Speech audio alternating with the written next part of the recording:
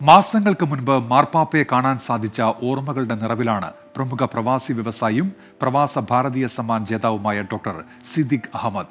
ജീവിതത്തിലെ ഏറ്റവും മികച്ച നേട്ടങ്ങളിൽ ഒന്നായി കൂടിക്കാഴ്ച ഹൃദയത്തിൽ ചേർത്തുവെക്കുന്നുണ്ടെന്ന് അദ്ദേഹം പറഞ്ഞു. സർവരെയും ഹൃദയത്തോട് ചേർത്ത് നിർത്തിയ ഫ്രാൻസിസ് മാർപ്പാപ്പ കാലം ചെയ്ത വാർത്ത ലോകത്തിന് മുഴുവനും തീരാ നഷ്ടമാകുമ്പോഴും സ്വകാര്യ ദുഃഖമായി ഈ വേർപാട് സിദ്ദീഖ് അഹമ്മദ് എന്ന സൗദിയിലെ പ്രമുഖ പ്രവാസി വ്യവസായിയിൽ നിറയുകയാണ്. മാസങ്ങൾക്ക് മുമ്പാണ് ലോകത്തിലെ സമാധാനത്തിന് വേണ്ടി വാദിച്ച ഈ ആത്മീയ പ്രതിഭയെ കാണാനും അനുഗ്രഹവും സ്നേഹവും അനുഭവിക്കാനും ഇദ്ദേഹത്തിനും കുടുംബത്തിനും സാധിച്ചത്. ശിവഗിരി മഠത്തിന്റെ നേതൃത്വത്തിൽ വത്തിക്കാനിൽ നടന്ന സർവ്വമത സമ്മേളനത്തിൽ പങ്കെടുക്കാനായിരുന്നു ഡോക്ടർ സിദ്ദീഖ് അഹമ്മദ് എത്തിയത്. ഈ സമ്മേളനത്തിൽ ആശീർവാദ പ്രഭാഷണം നടത്താനെത്തിയ ഫ്രാൻസിസ് മാർപ്പാപ്പയുമായി സംസാരിക്കാൻ അവസരം ലഭിക്കുകയായിരുന്നു. മാർപ്പാപ്പയെ നേരിട്ട് കാണാൻ കഴിഞ്ഞൊരു വ്യക്തിയാണ്. അദ്ദേഹത്തിൻ്റെ പുഞ്ചിരിയാണ് അദ്ദേഹത്തിൻ്റെ ഏറ്റവും വലിയ സന്ദേശമെന്നാണ് എനിക്ക് പറയാനുള്ളത്.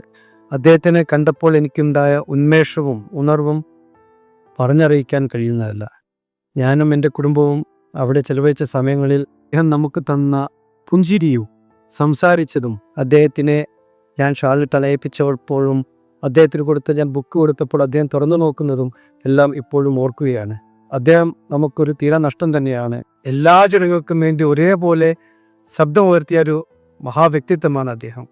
അവസാനമായി ഒന്ന് പറയട്ടെ, അദ്ദേഹം പറഞ്ഞത് ഒരു മനുഷ്യനായി ജീവിക്കണമെങ്കിൽ ഒരു മതം വേണ്ട എന്ന് നമ്മളെ ഓർപ്പിച്ച ഒരു വ്യക്തി കൂടിയാണ്.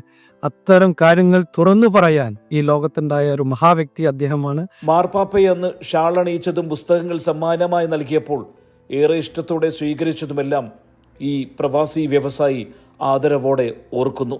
ലോക ജനതയ്ക്ക് തണലും ആശ്വാസവുമായിരുന്നു ഡോക്ടർ ഫ്രാൻസിസ് മാർപ്പാപ്പ.